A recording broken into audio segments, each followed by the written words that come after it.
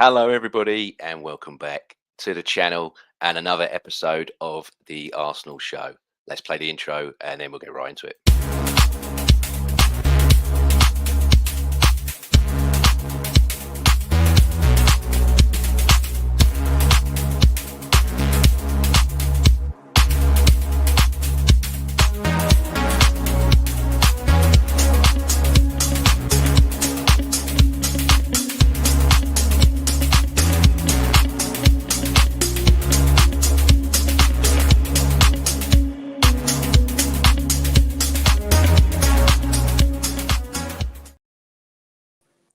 Yes, hello everybody, and welcome back to the channel and another episode of the Arsenal Show. And as you can see, it's the three amigos again, the record breakers, as I've been calling them. Yeah, we're all back together after number one 2 weeks ago. Last week becomes number two. It's unbelievable. I'm really, really grateful to have him here. So yes, as you can see, I've got Melvyn with us. Melvyn, good morning. How are you? Yeah, good. Thank you. Good. Very good. I've had my weekend shower early because of you. That's what we like to hear. I would like to say I've done the same, but I might be a liar, so I'll plead the fifth on that one. And we've also got Neil down there. How you doing, my friend? I've had a morning S as well, but it's not quite a shower. It's an S meaning something else, but we won't go there. Yeah, yeah. I can confirm I have had one of those. I don't need to lie about that one. Yeah, thank you so much for having me on, and it's always a pleasure to be with you and Melvyn. Really appreciate it. So thank you. Top guys, thank you very, very much. So last week we played two games. We'll go into both of them been more talked about than I think any two games in football in history over the last week. So apologies that we've got to revisit them again ourselves. But yeah, Arsenal played Chelsea at home in the Premier League, come into this one with the same team that completely demolished Spurs in another London derby. But this time we've got to play another one. You know, we're not like the Manchester clubs where we've only got two a season. We have about 8 or 9. Just throw that in there. But yeah, we got a victory that obviously saw us retain our 5-point gap at that time at the top of the table. So quickly going into this one, 21 minutes in, I thought we didn't start amazingly, but yeah, we got the corner. It's another set piece from Bukayo Saka whipped in. Gabriel kept the ball alive. And then Saliba finally scored a goal. I know, Neil, you said about Saliba scoring, so I'll come to you first on that. And yeah, it did take a nick on Shah on the way in, but that goes in and we're 1-0 up. And Gabriel there as well, involved in 25 goals in the Premier League since he's joined, 20 goals and 5 assists, makes him the all-time leader for Arsenal of defenders with goals and assists in the Premier League, overtaking Lauren Koscielny with 24. So, bit of fun and facts for everybody. So, what we like to do here. But Neil, what did you make of that one? Yeah, it's crazy. I think I was on talking to Jack about it on the Purely Pod, and I said a few years ago you think it would be incredible to see an assist by a centre back to score. I mean, I know we saw it in that famous victory against Everton in '98, was it, where Bowles sends Adams through.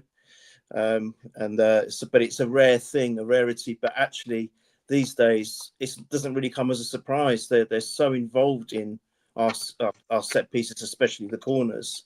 It was almost had a taste of inevitability about it. We even before the corner was taken, just thought that there's probably more of a chance of getting something out of this than not. But it's just the deliveries, isn't it? The deliveries that both Rice and Saka can actually produce are so spot on, so difficult to defend against.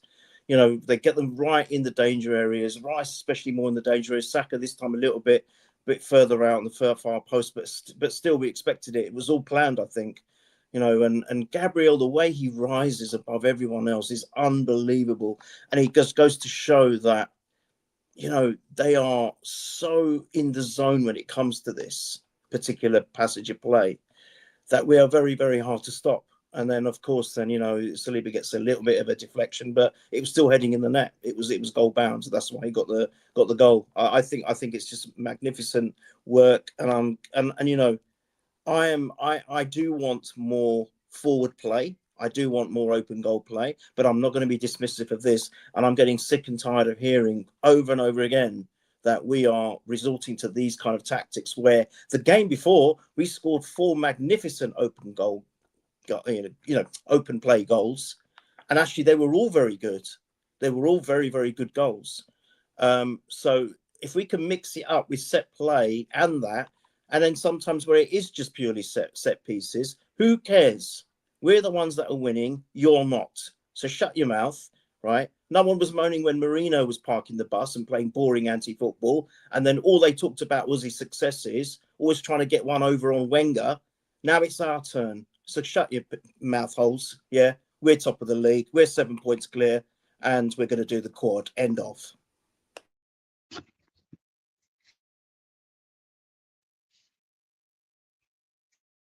You're on mute. Mute, I think, James. Oh, sorry, unprofessional. Yeah, Melvyn, I was just about to say, do you echo those sentiments as well?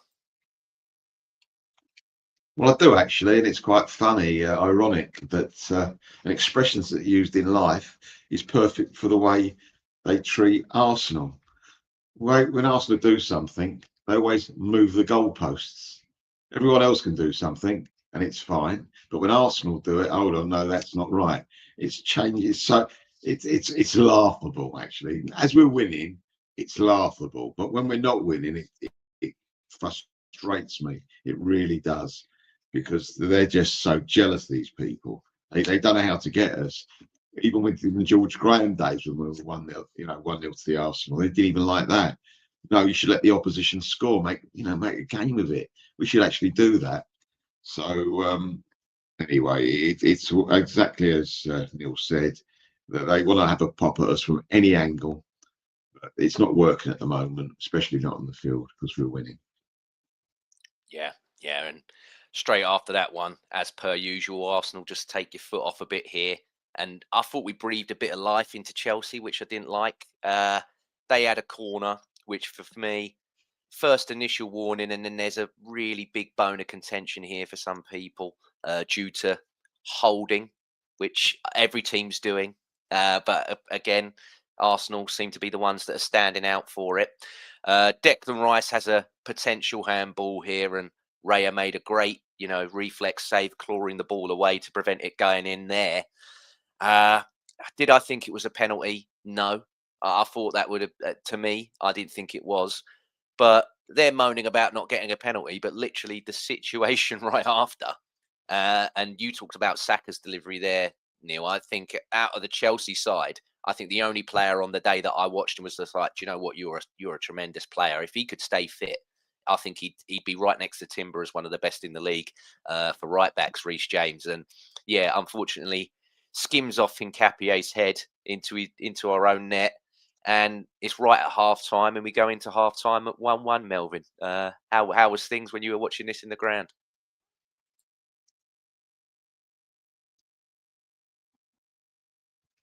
It was a frustrating to watch that game. I mean, how many times did we have a chance to go 2-0 up? I'm not saying they were easy chances, but there were chances that could be made easy if we would have been quicker on the shot or do something more decisive. No, we fluffed around a bit outside their box. Teams love that. If you're going to fluff around outside the box, there's much time to get back. There's so many, and we had mishit shots. It was frustrating. Even though Chelsea really didn't look that dangerous on open play. I mean, if they're allowed to do that, like we are. I think that you knew something. We've been here before, and we've been it so many times this season, where, as you say, Jane, we allow teams back in the game. We go 1-0 up, and we think we've done the job. We can't keep playing those odds. I know we're saying, oh, it's okay because get over the line and all that business. But we were at that stage, was it 10 games out? You can't do it for 10 games. You might do it for 2 or 3 games at the end of a season, but not for 10. And at some stage, going to bite you on the bum. So I was very, very frustrated. And at half time, 0-0, I thought, oh, no. We've got to start the hard work again. It's like everything else. When you start a game, it's 0-0. It's the hardest thing to get the first goal, isn't it? And we had to get the first goal again. Get the boulder moving is always the hardest thing. So yeah, frustration, and Could this be a turning point? Thank God it wasn't. But it did think, I mean, especially the way we started second half, because we didn't get near their second half, did we? They looked more like they were going to get a goal than we were. So, yeah, very frustrating. Yeah, definitely. And Neil, I'll quickly come to you for the second half. Chelsea, again, had a bit more of a foothold than Arsenal. You got the incident with João Pedro and Raya, which a lot of Chelsea fans and some of the media lovey-doveys are deeming it's a penalty. I think if this gets given, I'm taking bias completely aside. If I was a neutral, I'd go Arsenal been quite hard done by if that's a penalty. David Raya, for me, he's always got eyes on the ball. He follows João Pedro to where the ball's going. And yes, João Pedro does get the ball first with his head. But as a goalkeeper, look, I used to play in goal. My whole thing is if that ball's in there and I can contest for it, I can punch. And I can punch with one hand and I can punch with two hands. Do I think David Raya is being clumsy there? No. Do I think he's being violent there? No. And to me, that's where the standard should be. I'm like, is he being an idiot? And is he literally going, I want to smash you in the face? Which is ironically what happened with Sanchez for Chelsea against Gabriel Jesus a couple of seasons ago, where the ball was nowhere near. That's right, and he just went crunch. So, again, Neil, opinion on that one? I think I know where you're going to go, but I'll ask anyway. I'm sorry. If Raya hadn't gone for that ball, we would be crying and moaning and complaining about him. That's the job of the goalkeeper, as you just said. You're a goalkeeper yourself. That's exactly what the goalkeepers should do. And we would be sitting here disappointed that why didn't he go for that? Nothing. It's not a penalty. That is the goalkeeper's job. Yes, if his eyes are on the player and he takes the player out and his eyes are not on the ball, then there's a different discussion to be had. If the penalty wasn't given, maybe we would be sitting here thinking, well, we were a bit lucky there. But he is fixated on the ball, nothing else. He can't help it if the player is also, that the opposition player is also going for the ball. That is football. That is part of the game, for goodness sake. Let's not go crazy with this. You can get a red card for breathing on a player. It's getting ridiculous. God, Melvyn's day. When I started watching football on those muddy pitches, the fouls and things going on, the new generation would be shocked. It would be a horror show. They wouldn't be able to watch it. They'll be thinking they're watching like a horror film, like Hostel or something. They won't be able to take it. Some of those fouls, I mean, you had to literally break someone's leg in half to get a yellow card in those days. So, all right, I know the game's evolved and it's moved on, and I know that's a bit of a crazy analogy. But what I'm saying is, here in this particular case, given its context, he's going for the ball. That's it. No penalty. And you're right. But the other time, our thing, he takes him out completely. And I don't think it was given, was it? I can't recall. Nothing was given. A lot of people were showing as well the one years and years ago. And I want to say his name was Marcus Alonso, but I've probably got that wrong. He's Xabi Alonso's brother. And it's when he goes for the header, but he goes like that. Do you remember Bellerin? And Bellerin's like he's spinning like Looney Tunes, and they still gave the goal. I'm like, are you mad? Yes, I remember that now. I'm like, he's killed him. I'm like, literally unconscious. Yeah, I said Bellerin eats corn. He ain't going to get up. Yeah, he knocked him out, nearly knocked him outside the ground. Wow. Yeah, I remember that one. Against us. But when it comes to us, it's such a highlight. As Melvyn was saying, it's like a spotlight goes on us. Look at that. They can only win by cheating. Yes, of course we can. Well, if that's the way you want to see it, great. Because we're going to win by cheating then. Wonderful. I'll take it. Yeah. And it's like you said, nobody said anything about United in their heyday or when Chelsea had their heyday about them being cheats. It was all, oh, look how amazing and wonderful this is. But can I just go on something, James? Yeah, sorry to interrupt. But no one said anything last season about Liverpool, who were worthy champions, what Van Dijk got up to. He got away with murder. No one mentioned that every week, and he practically did it every week. Football, sometimes in front of the referee. Nah, sorry, not having it. Yeah, and his partner Canate, I've always said, is a snide. He will take about 8 or 9 before he gets booked, but he gives subtle little. They're clever. Like, don't get me wrong. We've done it a few times this season and got away with it. But I'm like, thing is, we do that about twice, and eventually we'll get booked. Look at Mascara the other night. I know we'll go into that a bit later. But them lot, We got they used that to one, get about yeah. 8. Yeah, we got about 8 or 9, and then they get booked. But yeah, Arsenal, 66th minute, pull it back. Jurriën Timber makes it 2-1. Another corner from Declan Rice, and Timber headed it home to restore the lead. And that's the 9th time this season Arsenal have scored a winning goal from the corner, which is a new Premier League record. I know we kept mentioning about breaking records today. And then Arsenal as well have equalled the record of 16 goals scored from corners in a single season in the Premier League, alongside Oldham in 1992 and 1993, West Brom in 2016 and 2017. And then Arsenal went, you know what, we'll break our own record because we've done that in 23-24. So it's like we've equalled a record that we already had. It is, but yeah, there's 9 games left to play. I'm sure we'll score a few more from corners to upset, as I call him, Lord Neville of Nevilleshire, who was absolutely shameless, by the way, in this game. He's claiming a foul after that goal goes in. You know, he's having an aneurysm about a foul on the goalkeeper. Then he watches the replay back and he realises what we all think and how much of a mug you actually are, because Sanchez is in no man. You know the bit in Pulp Fiction where John Travolta walks in and he's just, that is Sanchez there. He's like, oh yeah, literally, he's like, There's the a ball's meme there. there, isn't there? There's a meme. Exactly, but he's like, oh wait a minute, the ball's there, isn't it? He's like, I'm meant to be over there.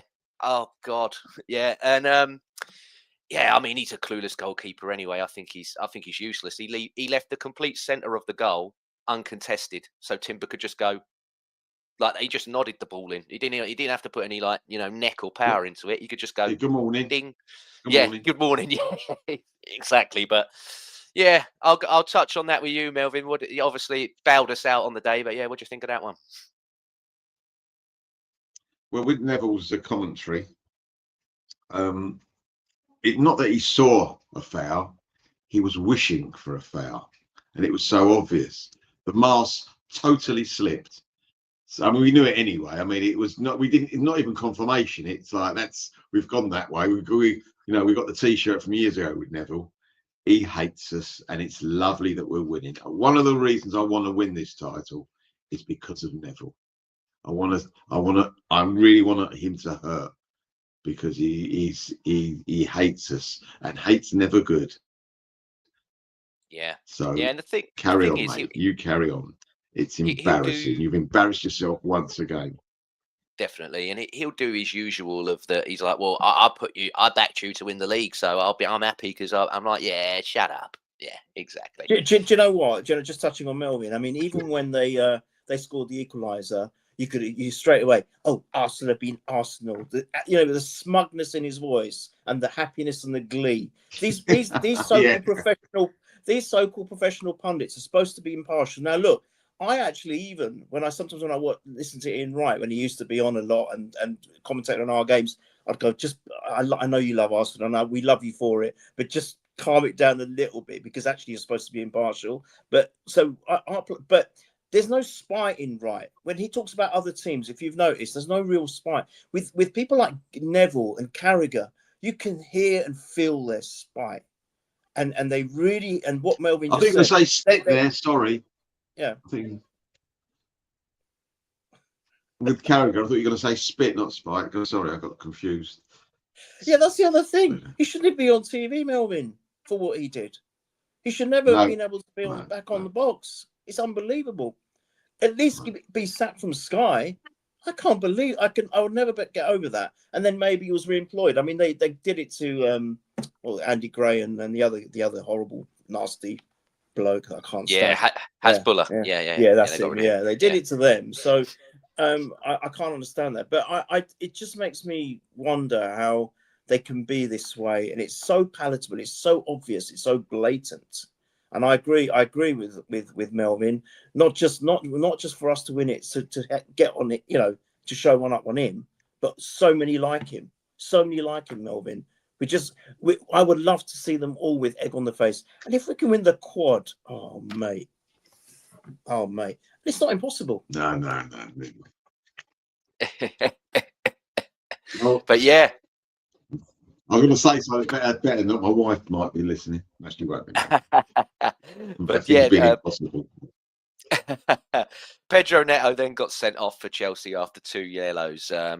this for me further galvanises Chelsea. I mean, they're so used to playing with 10 men; it's natural now. That that's just every game for them. And we had a bit of a late surge from them.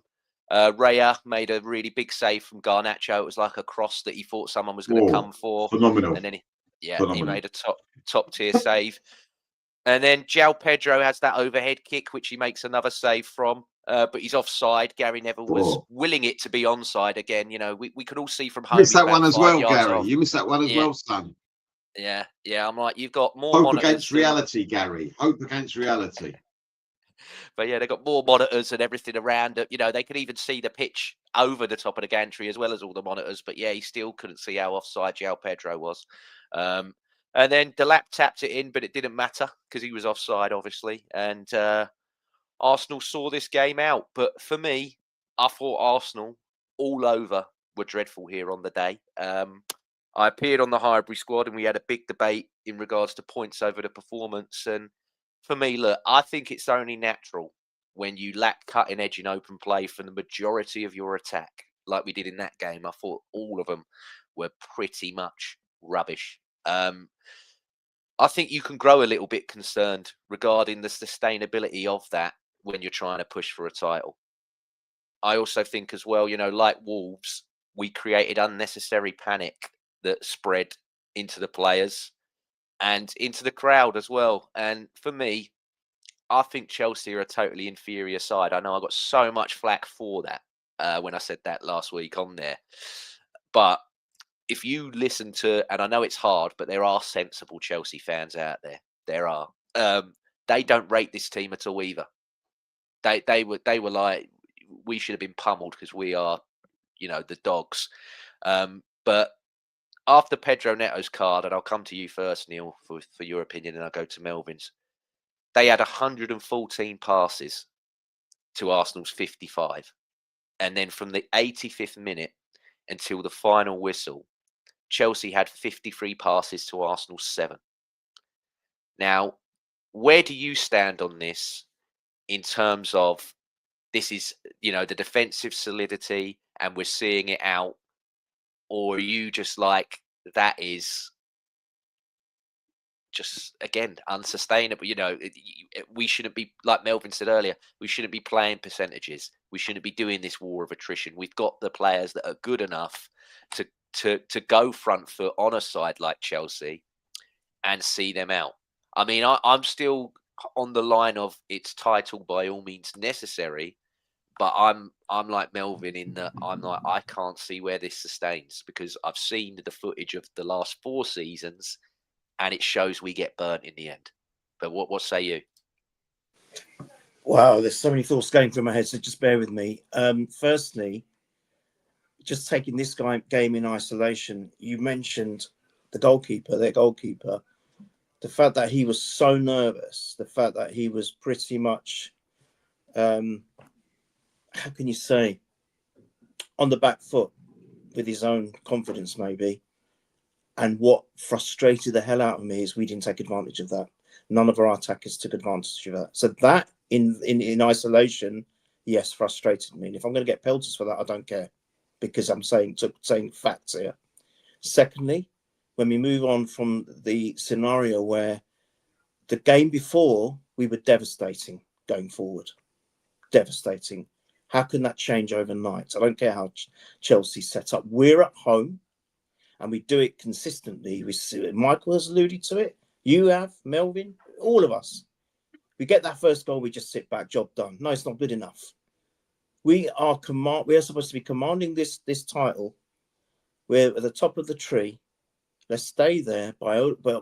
Yes, we have to. How can you say? We have to implement that defensive side. Of course, we do.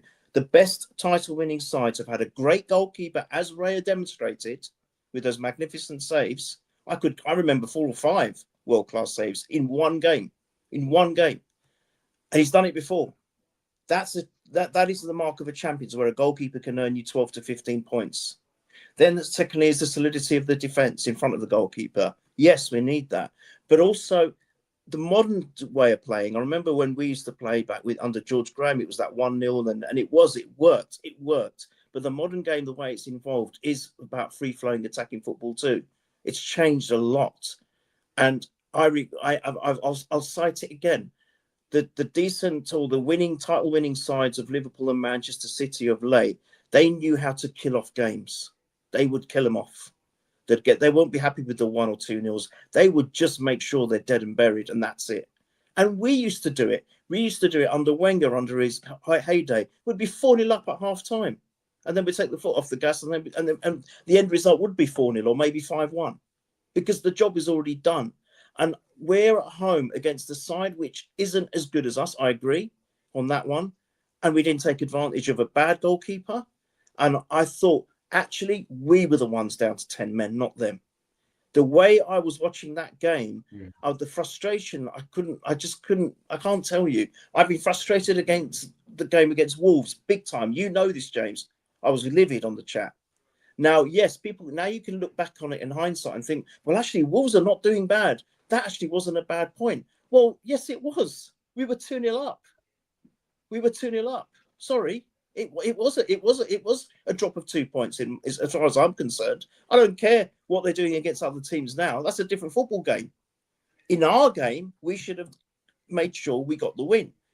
And just like that, Chelsea, the same thing. The Man United game, same thing. Brentford, the same thing. It keeps repeating. And I've said before earlier, this, like you said, 4 months ago, I think it was in December, James, this is not sustainable now throughout the whole season. Yes, come end of April, May, when the pressure is really on, we take any means necessary to win. But we can't do that game in, game out, because we will get found out. Plus, the other thing, final point, sorry, I've gone on a bit about this, because it bores my piss. We're putting more pressure on the players. They're putting more pressure on themselves to just hold on to that 1-0 lead or whatever it is. It's more pressure. So we've got 4 competitions. You put more pressure on yourselves. It's tiring, not just physically, but mentally as well, and emotionally. It's a drain on them. So why don't you just go and kill a game? And I'm not saying you relax, but the pressure will be less. And that's all I'm going to say. Yeah, and you make a good point there about the mental side of things, because for me, when these subs are coming on, and even though sometimes there are a lot of attacking subs, and again, I don't blame him for it, because it's got him to this point. For me, he's a safety first manager, and I've got no issue with that whatsoever. But I'm like, the forwards, it's not necessarily I'm coming on to kill this game off. It's also, I've got to think about what I'm doing to protect the fullback. I've got to protect this midfield, the best, with the first line, the forwards are the first line of the defense, basically.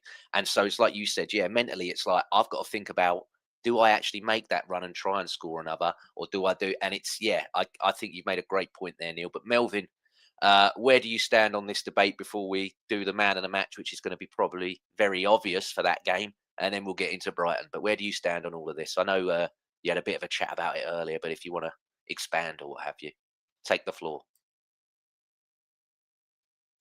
Well, yeah. I mean, the one game, and we spoke about this before, the one game where suddenly the light went on in my head about what we're doing wrong was the Sunderland away game. They had a fantastic home record. They were 1-0 up. Everyone was saying, "Oh, this is fantastic, Sunderland. Look what they're doing to Arsenal." And then we come out second half and we blitzed them. We tore them a new one. It was fantastic to watch. We went 2-1 up. Not job done, but 2-1 up. And basically, the crowd, and you could feel the players' body language, didn't fancy it. So what do? We went back in our shell. We said, "Go on, attack us." And that's what they did. And they got a ball. They got a goal. The ball come in, and they got a bit of a strange goal, but it was a goal. They all count. And it just thinking, why did you do that? If we'd attacked them, they'd have gone in their shell, and then we could have seen the game out 3-4. It was a 3 or 4-1 game. That was. We turned it into a 2-2 game. I'm doing, and we've done it time and time again. Home to Wolves, we panicked, and that was another one. We got away with that one in the last minute. And also with football, if you've got a good defence, then take advantage of it. We can afford, with that good defence we've got, to attack other teams. And once we attack other teams, they can't attack us, can they? It's just, it makes so much. I just can't get my head around it. Sorry, Neil, go on. You're on No, mute, Neil. exactly. No, Neil, you're on mute. Melvyn, no, exactly that. Melvyn, can you hear me now? Can you hear me now? Yeah, no, exactly that. And I'm sorry, I will take it one step further. Melvyn, I'll take it one step further and shoot me down for this. I've said before, for me, I mean, maybe I don't know jack crap about football and science and tactics, but from a layman's point of view, strikers are there to do a job to strike. Midfielders are there to do a defensive, but also a creative duty to service the strikers. And I get a bit tired sometimes when I hear, look, I know Trossard came, I think on the Brighton game, done some defensive stuff, which was great near the end. But the point is, for me, a striker's job is at the other end of the pitch to put the ball in the net. That's what they're paid to do. We've already got, you've just touched on it, Melvyn. We've got a world-class keeper, arguably probably the best keeper on the planet at the moment. Then we've got a great defence in front of him, and we've got an amazing defensive midfielders as well in our squad, right? That's their job to defend. Strikers, really, they should be thinking about forward stuff.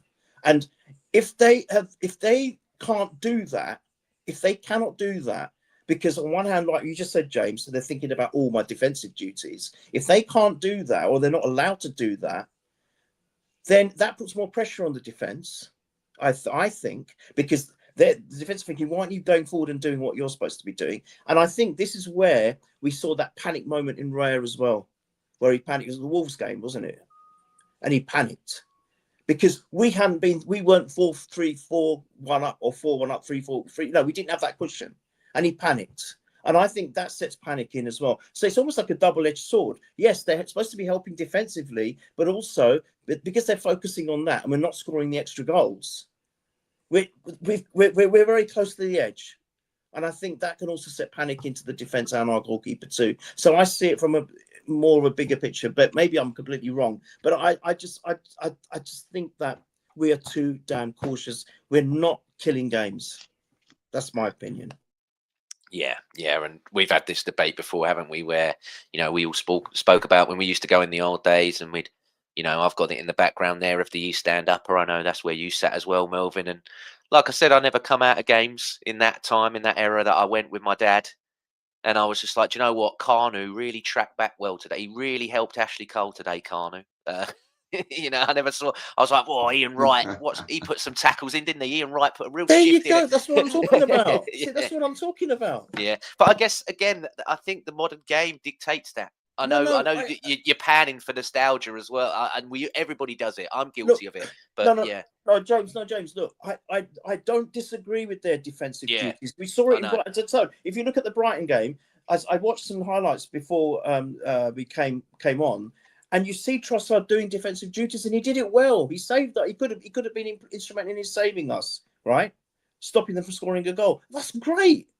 But at the end of the day, if you're not doing it what you're supposed to be doing, then you don't really necessarily have to keep focusing on the defence either. But what I'm trying to say is, if we're 3 or 4-0 up, then if they score one goal in the 95th minute, it's not great, but it's not the end of the world, is it? We've still got our 3 points. This is the point I'm making. And you just alluded to it there. We weren't worrying about Henry. Oh, he didn't do his defense. Oh, he scored the best hat-trick I've ever seen, but he didn't do his defensive duties. I will knock him down to 5 out of 10.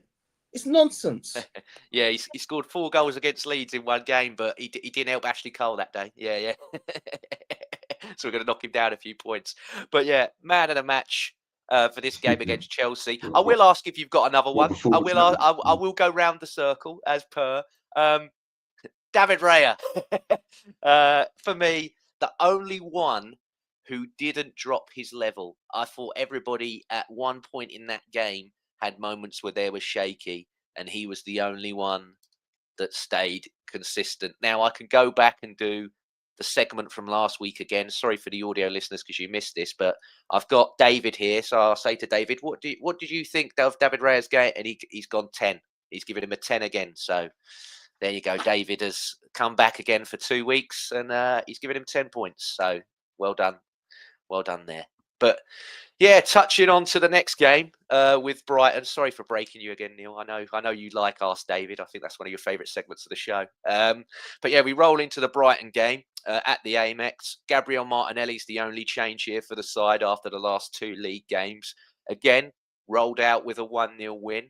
This combined with Manchester City drawing 2-2 with Nottingham Forest has put us 7 points clear at the top of the table with just 8 league games left. But yeah, going into this one, really shaky start for me from Arsenal. Mosquera very early on gets caught in possession, and then literally seconds after that, David Raya receives a back pass from Gabriel, and he's got the option to pass to Mosquera, and Mosquera is safe and in plenty of space. But I think he's thinking, no, a couple of minutes ago you had the ball at your feet and you messed up.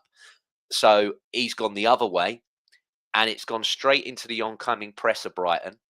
And Belabor for Brighton's tried to dink him, but Gabriel was there, made a massive block. But yeah, what did you think?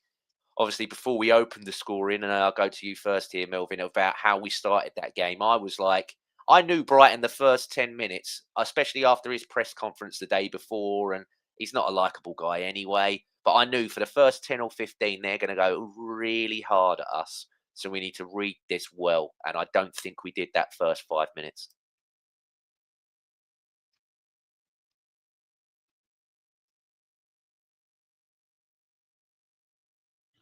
We should have known what to expect, and we should have been able to do something about it. No, it was very poor.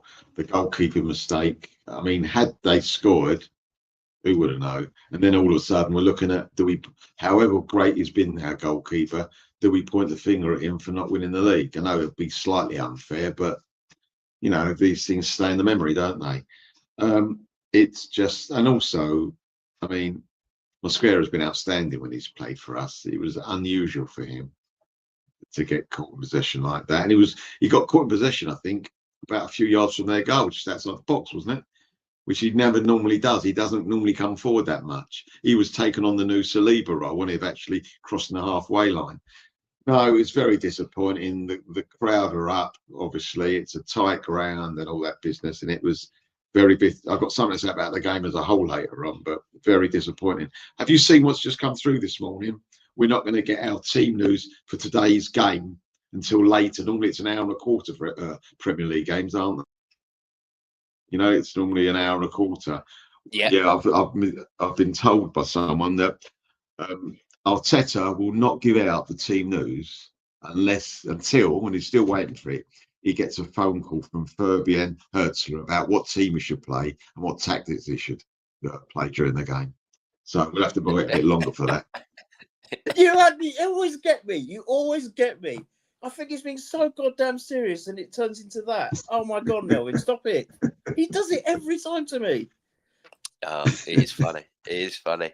But yeah, Neil. Not long after that, Arsenal seized the lead.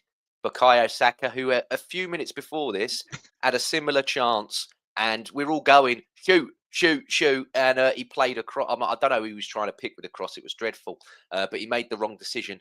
But he shoots here, lashes a shot from the edge of the box, takes a deflection, hits the keeper on the way in. Do I care? No. And a great way to mark his 300th game for Arsenal. And he's the 4th ever youngest player to reach 300 games for Arsenal after O'Leary, Fabregas and Liam Brady. But yeah, what did you make of this one? Just quickly to point out as well, when I watched this back, like you said there, I was like, do you know what? I'm going to check how many players are in the box for Brighton. There was 7. And I'm like, now, this is something that happens a lot for us. There's about 8 or 9 players, as well as the goalkeeper, in the box. So stop trying to cross, stop trying to run through, and just have a pop. You know, it's wet, it's sliding, shoot. And this is exactly what happened here, and he scored. Yeah. I'm like, when the box is like that and it's packed, have a go. Anything can happen. Yeah. And it did. No, it was wonderful. I mean, look, I'm still not going to budge from the fact that I think our performances haven't been great. But I will say this. I will say, having thought about it and reflected as you do, because after the game, there's emotions, and you're going to say things and feel things that maybe after a couple of days, you might see things slightly differently. I will say this: we've had Tottenham, Chelsea, and Brighton on the trot. They're three very tough games on paper. That's really tough. Brighton are no mugs. They're a good unit. They are a good team away. They're not easy. We've seen them dismantle other teams, good teams. Chelsea and Tottenham speak for themselves. I don't care what form Tottenham are in. It's still a North London derby. I know they're going to get relegated, but that's another thing we can laugh at. Well, he's going to be. I reckon he should go to Tottenham. He should go to Tottenham. Piss off there. And I think to get 9 points out of 9 on those 3 games is something else. And I'm diverted from what you said there, but I think this is what I'm trying to come back to is the goal. The fact that we managed to get the goal. I don't think we played again particularly well. However, we managed to. We are finding a way. Although I'm a little bit contesting it in my very last rant. It's not sustainable, but somehow it's still working.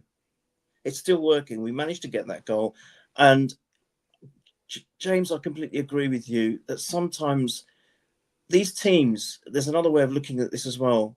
We are being faulted by not being free-flowing and not attacking. But what do you do when teams put a low block against us? I'm not saying Brighton did it all the time, but you just mentioned there 7 or 8 players in the box. How do we breach that? It's difficult. If we're playing against a team that are also attacking and it's an open, free-flowing game, and we still don't perform up front, then it's on us completely. And I'm not trying to take that blame away from us, but when it is against a low block, it makes it 10 times harder. So please do this. Get anywhere near the box, have a pop, whether it's from the centre, whether it's from the sides. Saka demonstrated it perfectly there. And I don't care if they're going to go, oh no, it's a bit of a lucky goal, and it's all down to the goalkeeper. It's all the goalkeeper's fault. I don't care. It's 1-0. Saka gets the goal. Done. We're ahead. Yeah, definitely. And Melvyn, yourself on the goal. I know you're probably going to echo the sentiments of both of us, but yeah, what about yourself? Well, I agree with Nick on the goal. You've got to take, especially when the weather's poor. They've got a crowded box. You've got to take a shot because you ain't going to score a goal without a shot. In case Rick scores, ricochet, because it can happen all the time, especially with the bad weather. So I mean. It's chipping little balls into the box. I mean, Dunk wasn't playing, but I reckon if Dunk was playing, we would have probably chipped more high balls in the box. But you've got to just do it because you just need one of the. And also, even if it doesn't go for a goal, what might happen? It might be a corner, which is better than a penalty. So you just keep doing it. Just keep doing it, and all of a sudden they'll have to change their tactics. They'll have to come out a bit. Well, this ain't working. So let's try that. So I totally agree with that. But if I could talk about the game totally, just for one, you talk about. All right, Neil. You've broke him. You broke him saying corners are better than penalties. Generally, that's the most emotional. So naturally, isn't he? Just better than a penalty. Yeah.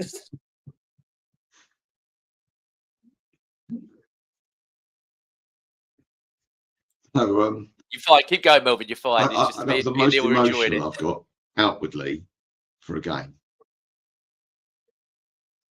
No, right. No, it was just I was so annoyed with the way we were playing. I didn't enjoy it.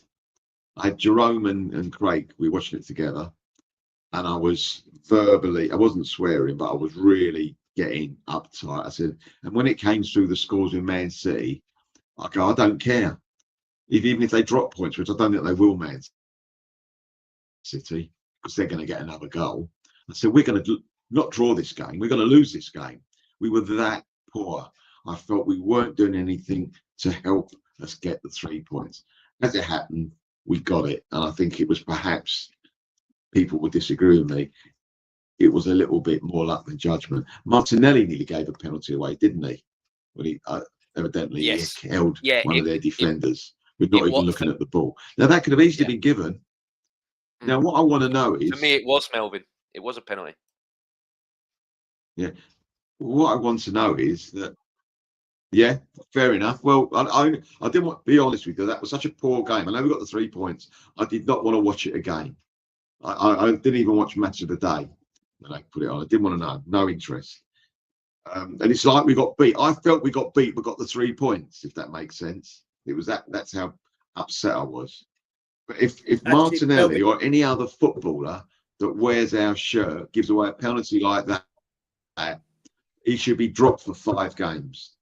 Because what's up there? What's going on? It ain't difficult.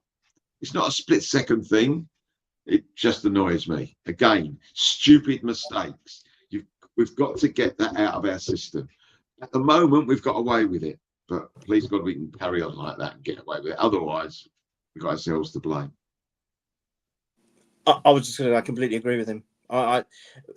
We've won the last few games, but actually, it feels like. Am I going to get shot for saying this? Some of them, I don't even feel we deserved the points. I know that sounds crazy, because no, I mean, that's right. You're honest. But You're honest. But I just feel that we were inept. We've been inept in some of these games. Absolutely. I've not enjoyed it, Melvyn. I've been sitting there watching this, and I'm thinking, what the hell are we doing? Well, it comes through on the chat anyway. You guys know how I feel. I'm like, what are we doing? What is this bullshit? Sorry to swear this early in the morning, but it's a fact. We're supposed to hang on. We're a professional. We're Arsenal Football Club. We're a professional. It's team. after 9 o'clock this morning. Yeah, yeah. We're after the watershed. We are arguably one of the best teams. Well, historically, we are in the world. We have actually got form on our side. We have been the only other team in the last 4 seasons. We are in control this season, and we're playing football like this. It's almost as if, no, come on, beat us. Come on, score another goal, beat us. It hasn't been enjoyable at all. Yes, we've got the points, and I just said a few minutes ago that we got 9 points from 3 very difficult, or arguably very, very difficult games where we could have not got any, but we got 9 points and we've done the job. But to say if I've enjoyed it, not a bit, apart from the Tottenham game, of course, but not Brighton and Chelsea, not a bit. Didn't enjoy them at all. Yeah, and I mean, effectively, after we scored the goal and what have you, we shut up shop and failed to register another shot for the remainder of the first half. Sort of limited Brighton to next to nothing as well. And the best chance of the second half, funny enough, fell to Kai Havertz when he come on, who did very well just because he could keep the ball. I mean, Gyökeres, I got a bit of stick on Highbury squad for this. I think he had 20 touches in the game and he lost possession in 13 of them. I was like, look, he had a bad day. I'm like, do I hate Gyökeres? No. I'm like, if anything, me and Mike have been one of the biggest defenders. I've been called Gyökeres' lawyer all season for how I've been defending him. So, but I'm like, he had a stinker. I'm like against Chelsea, he had a stinker. It happens. Write it off. We'll see what he's like the week after. I'm like, I don't hate him. I don't wish ill on him. Go for it, Melvyn. No. I think you said 13 out of 20 he lost. I thought it would be higher than that, honestly. And also, but on the other side, though that doesn't make his performance any worse, or hinder his performance, I should say, sorry, he never gets anything from any ref. He gets fouled, doesn't get the foul, but when he gets the ball off a player, they'll always give a foul against a situation where they've given a foul where he's just going to go on to potentially score. But it's like they don't like him. It's like, I don't know what he's done wrong. Is it because they think if he's got to take his name, they can't spell his name or something? They've got something against the geezer. And I don't know what it is. I don't know, because he's much bigger than all the other players that they think he's bullying them or something. It's just, it doesn't matter. But he had a nasty game the other night. I mean, I want him to do well. Desperately want him to do well, but he stunk the place out, as they used to say. He really did. Yeah, and we obviously end up winning the game. That's 10 games this season that we've won by 1 goal margins. Only since the Invincibles we've done better, when they got 12 at this same point. So they're only two games behind 1 goal margin wins since the Invincibles. But yeah, obviously this game, like the Chelsea one, marred in controversy with Arsenal's tactics and our game management. And they revealed the ball was in play for quite a short amount of time in this game. Arsenal took collectively over half an hour on taking corners, goal kicks and throw-ins. And I felt this was deliberate, and I back it because of the comments that he made the day before about us wasting time and how we get away with it and what have you. And yeah, he was obviously furious after the game, accusing Arsenal of making their own rules and only one team tried to play football, and the amount of times that goalkeepers delay things. But I've got a little thing here that I'll flash up on the screen in a sec, just for all of the viewers here, and I'll explain it to the audio listeners, but I'll show it to you two here as well. And I've put an additional graphic next to it just to emphasize. I got the real graphic from the boffins, and then I've put my own little tiny one there just to emphasize it. But this is a graph of all the goalkeepers in the Premier League. I've seen this one. And yeah. how long they take to Seen release the one, ball. Now, we're all very astute men here, all three of us. Who's number 2 on that, please, for taking the longest? Is that Verbruggen? Oh, he's the goalkeeper for Brighton. Oh, right. And who's number 3 on being the quickest? Oh, that's David Raya for Arsenal. So yeah, and No, I've it can't next to be. it- No. Technical and next error, obviously. Yeah. Technical error. And next to it, I've put the nice little graphic of Hincapié just telling him to shush. That's, and that's it. I mean, I've not seen my family celebrate beating a German since about the 1940s. I think this one there's a really big one for he completely rattled the family this week, Ursula. But yeah, he was obviously very furious about our time wasted. Do you feel? And I'll go to you first here, Neil.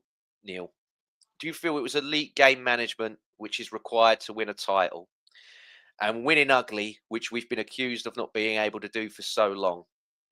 Is this Arsenal pushing the boundaries of what we can get away with too far, or do you think we're just the best at doing what is within the rules? And the context I'll add to this is that I saw Jack Wilshere basically lose a career. I saw Abu Diaby lose a career.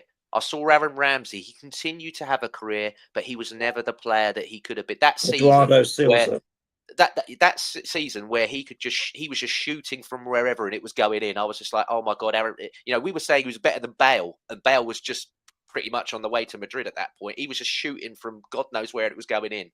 And then we saw Eduardo, who me and you both love, had his career effectively ruined. And that guy, I don't care. I said about not being biased earlier. I'm going to be biased now. That guy was on course to be one of the best strikers ever in the Prem. Correct. He could score. He could score tap-ins. He could score volleys. He could score header. He could do everything. But he had his career ruined. And we got told we were weak. We had to get on with it. We had no cojones at one point. Men against boys.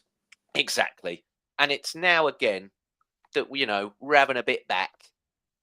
Yeah, where do you stand on it? Do you feel like we're getting away with things, or do you think we know the laws? We've had the laws explained, and we're just the best at what we do in the confines of all these laws? Okay. Firstly, the narrative is always there to go against us, no matter what the situation, and it's always about convenience as well.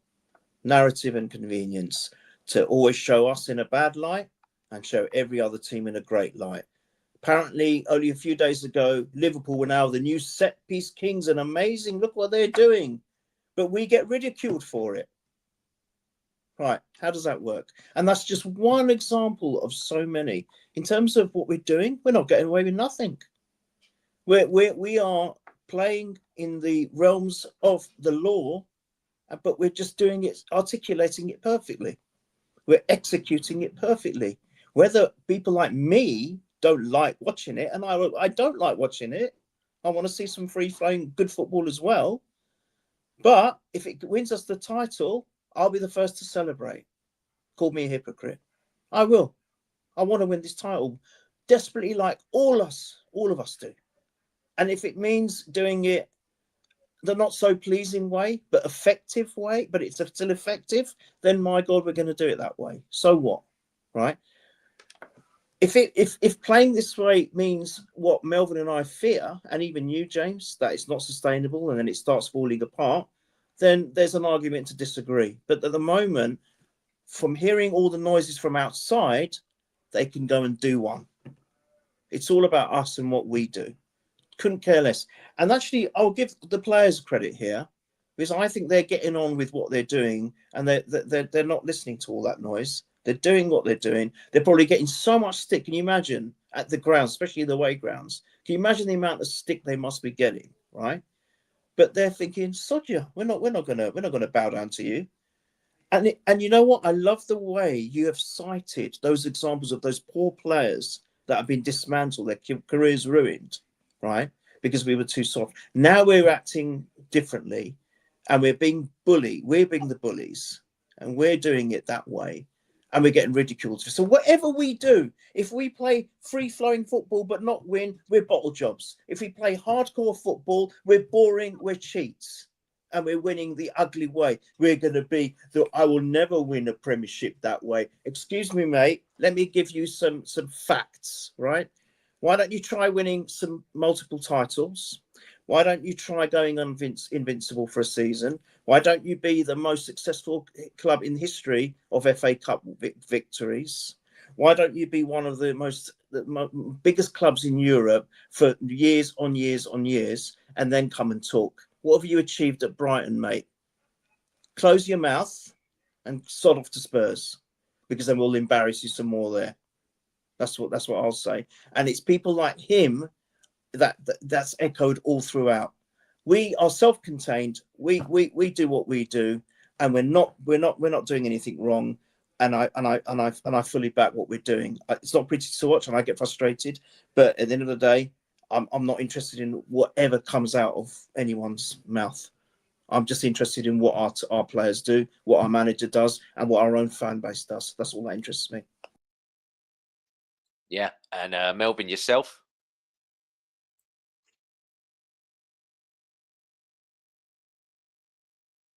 You said Herschel was upset during the game and after the game. I think you got that wrong. He was upset before the game. He had a preconceived idea. He was at it the whole time.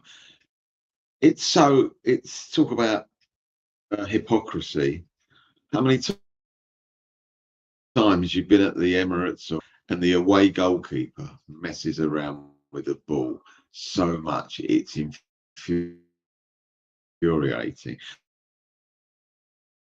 I don't think Ray does it, but also throw-ons, I agree.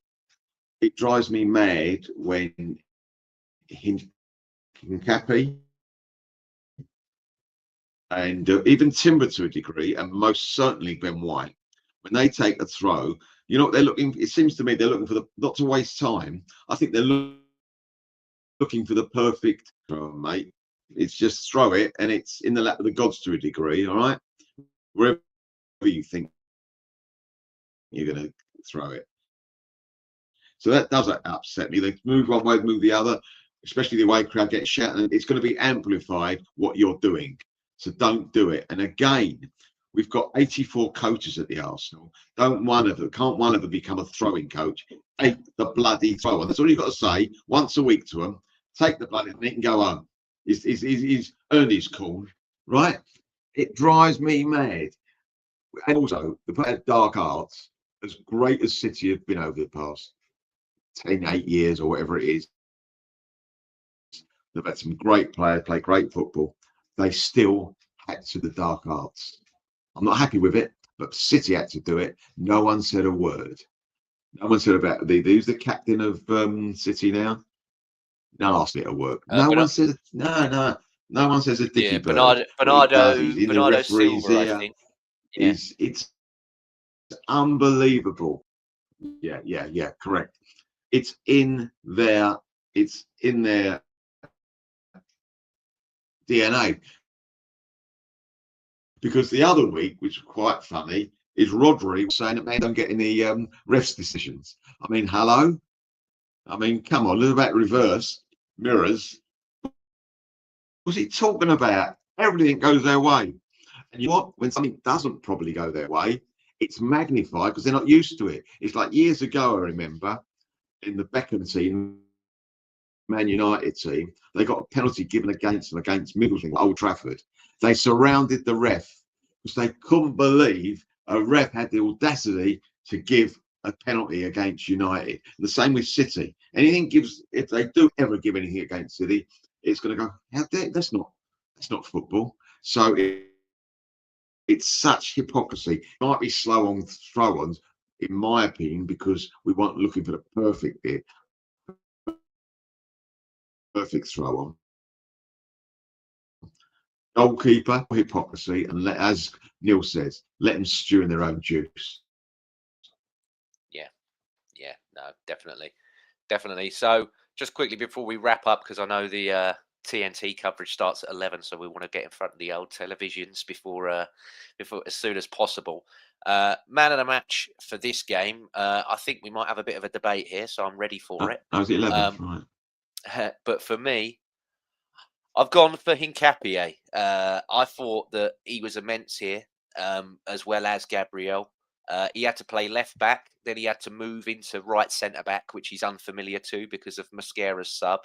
And I thought Hincapié for me was sublime. He intercepted. He had 12 clearances behind Gabriel. Gabriel made a record of 14. That's the most by an Arsenal player in 10 seasons for clearances on the day. But yeah, he made 4 recoveries of the ball, wasn't dribbled past the whole game. And for me, this is where my controversial take comes in. I think next to Declan Rice and David Raya for me, the last couple of weeks, this man's put himself in player of the season for Arsenal contention. Agreed. I think he's so consistent in Hincapié. It's incredible. That I'm like, the fact that he is a player on loan and he is showing you lot. And I mean, he was an invincible. He was an invincible at Leverkusen, and then they also won the cup as well, the German. So he's done a double, and I'm like, he's showing you guys how to see this out and how to win a title. I think he's that good, and I'm glad that that's a permanent signing now because we just done it for accountancy reasons. You know, cook the books a bit, not in a cheating way, not in 115 charges way. We just done it sensibly, a bit like how we got Raya. We done it, sensible transfers. Don't have to break laws or rules. But yeah, I thought this guy, do you know what? He's absolutely immense. And I will give some flowers as well to Jurriën Timber. He's got 3 goals and 5 assists. So that makes him the top contributing for goals defender in the league this season. He's got 8 goals and in goals and assists. So yeah. What about you guys? I don't mind the shout if you want to put Gabriel in. No, but for me, I love Hincapié at the moment. Can I quickly go, Melvyn, and then I'll stop. I'll shut up, I promise. So Gabriel, yes, had a great game. Of course, he did, especially with Saliba out. So he was having to take more of the responsibility, and he'd done it well. I actually felt like he was the captain that day. I'm not going to lie. I felt he played like a true captain. Hincapié, or Hitachi, as I prefer to call him, is utterly magnificent. I know the own goal with Chelsea, but I'm sorry that's everyone's going to have a blip. So I've always said it. Tony Adams, my favourite player ever. He made some clangers in his time, especially early doors. Absolute clangers. The best players do, but Hincapié, oh my God, incredible! There was that one moment, James. I don't know if you remember it, in Melvyn, that he actually drove forward. He drove all the way forward. He skipped past so many down that wing.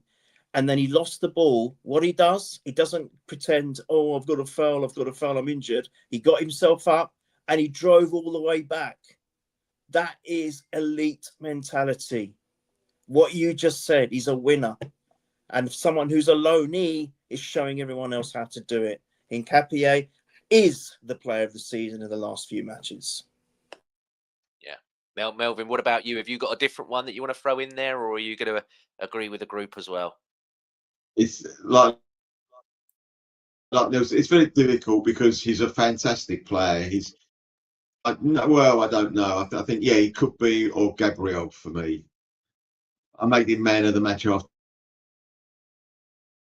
the 30 minutes. Gabriel, he quarterback the other night. They shall not pass. He was the one the ball seemed to be like magnetically going to. He was at the right place, the right time.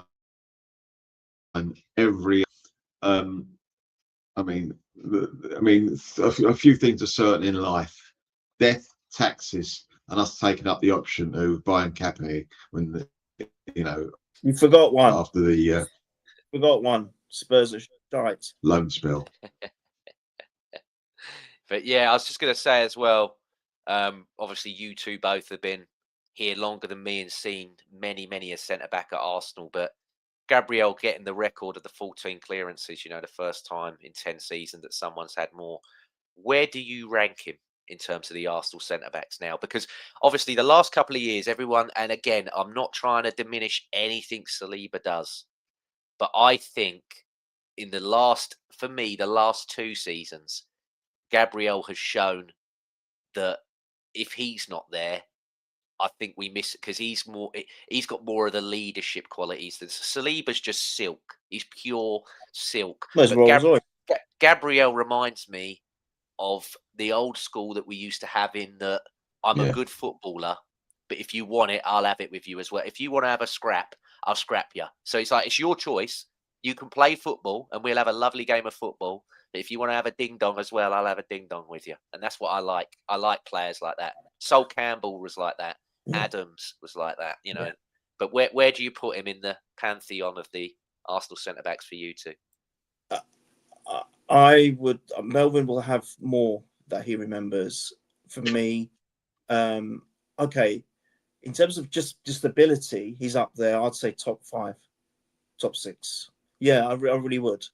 I really would, because he's had a lot to contend with and he's flying. But at the moment, it's difficult. It's a bit like Messi. Is he the greatest ever? Well, he hasn't won the World Cup yet, and then he did. And then you see, it's a bit like that. He hasn't won anything yet, whereas Adams did, Sol Campbell did, Keown did. All these great centre backs, they did.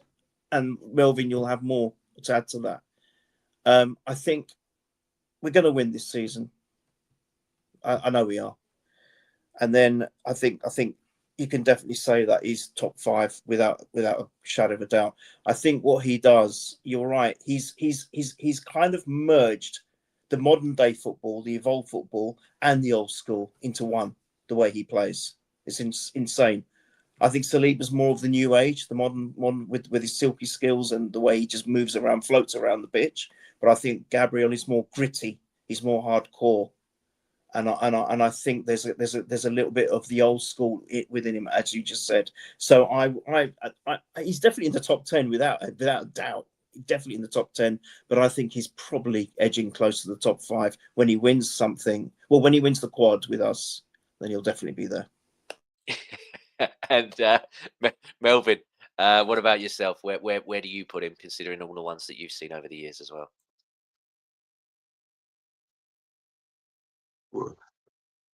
I put him like Neil. Agree, top 5. I've seen quite a few, but top 5, phenomenal. But if you're talking about the difference between Saliba and Gabriel, the difference is that a Rolls Royce will never win the Grand Prix. That's what it's like. He's a phenomenal Saliba, but he's a Rolls Royce, where Gabriel was more. I like to put it in words, but I can't. But that's the best way I can put it. Arsenal with Wenger's team after the Invincibles, right? And we had a phenomenal forward line. We had a phenomenal midfield, but how defending, and he never knew, or he never bought, apart from the Campbell situation, about after the Invincibles, top quality centre half. He had some Gabriel, we'd have won the league a couple more times, I reckon. Yeah, definitely. That's how highly I think of him. Yeah, definitely agree. And we'll just quickly do some comments here before I throw a lineup up and get your predictions. But yeah, Michael, sorry. Okay, oh God, my name's awful. He said, exactly, Neil, how many times did Frank Lampard spam deflected goals when Chelsea won titles and nobody cared? Spot on. Christopher, I don't think I've ever seen you here before, so thank you for coming in. He said, Kepa, Mosquera, Marley Salmon, Saliba, Calafiori, Rice, Norgard, Dowman, Madwecki, Trossard, Jesus is my predicted lineup for today, because Ben White and Skelly are out. Yep, Skelly is suspended. And he said here Gabriel instead of Saliba. Yeah. And Hente's here. Good morning, Hente. And he's put, this slot is just perfect for me. Yes, it is the better slot in English football. I agree. And then Tyrrell again's come in and said 4-0 Arsenal today. Yeah, good prediction. And then we got one here. We had a lot of comments that I had to mute and kick some people out, I'm afraid. But yeah, Latoya Jackson. I don't know if that is the Latoya Jackson has put rubbish. I would say, yeah, a bit like your Playboy shoot in the 80s. So, yeah, very rubbish indeed. But yeah, Mansfield. I've done a lineup, so I'll throw mine up here. And I've gone for Kepa in goal. I've put Salmon at right back. Got Mosquera and Calafiori with Hincapié. We've got a barren team at the moment. 8 of them didn't train yesterday, so I don't know how many of them are going to actually travel up. Norgard, give him a game, please, from the start. 90 minutes. Thank you very much. Yeah. I've done Kai Havertz and Eze Yes, in the midfield. And then Madueke, Trossard, and Jesus will probably have the armband on because he's the one in the group out of there. I would give it to Norgard personally myself, but Jesus will probably get it because of, he's been there longer and he's part of that leadership group. But yeah, first time in 97 years that we've played Mansfield, the second longest gap since we played Lincoln in the cup a couple of years ago, which was 117 years. Wow, I didn't know that. Yeah. I will say I don't think either of you were at that one. So I agree. I think my lineup was, I don't know if to do lineups. I did one for this, and mine's pretty much the same as yours. But I put one of the senior centre backs instead of Salmon. I put Gabriel to play just to have a bit of seniority there. And I chose, it was going to be between Martinelli and Trossard. I went for Martinelli, so it's almost identical to what you've chosen there. And oh my God, do I agree with Norgard or do I agree with Norgard? He is such another talent. He's a great player for me. He needs to have more minutes for sure. Totally agree with that one. Yeah. And if we can get a Max Dowman cameo, we will all be very, very happy as well. But quickly, just before we wrap it up and we go and sit in front of the old televisions to watch it, Melvyn, score predictions today versus Mansfield. Nigel Clough's already chucked the towel in, saying they are ravaged by injury, and he's like, and they're the best team in the world. So I think even he's gone 4-0 Arsenal today himself. So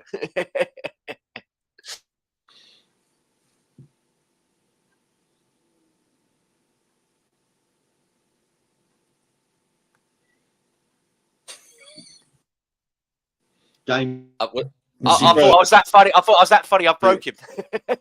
Gamesmanship, isn't it, by him, obviously. I think 3-0 I'm going for. 3-0. 3-0, and look where it's midway, the European. Yeah.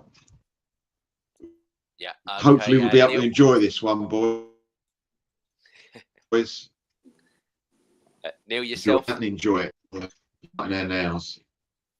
I'm going for 9 set-piece goals, 9 corner goals, 9-0. Okay, 9-0. I will be a bit more sensible, and I'm going to go for 3-0 as well. I'll go for 3-0. I'll behave myself. But yeah, thank you very much, both of you. If people want to hear more and find you, where do they go, Melvyn? Where do they find you?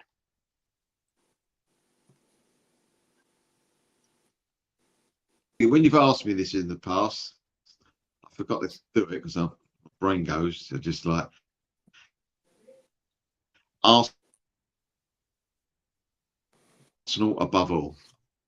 Sometimes really enjoy doing that, and I've been on once or twice, and I might do it a bit more because I've had other things on the North Bank Summit. Liam. Yeah. Quite nice. Interesting. I'd love to do more of those as well. Good man. And Neil, you're pretty much in the same spaces that I always am. But where can we find you as well? Where there's James, there's a Neil. Where there's a Melvyn, there's a Neil.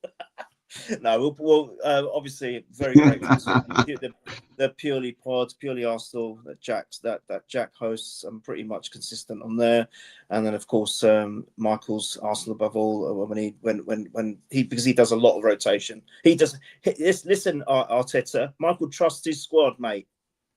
Yeah, learn some lessons.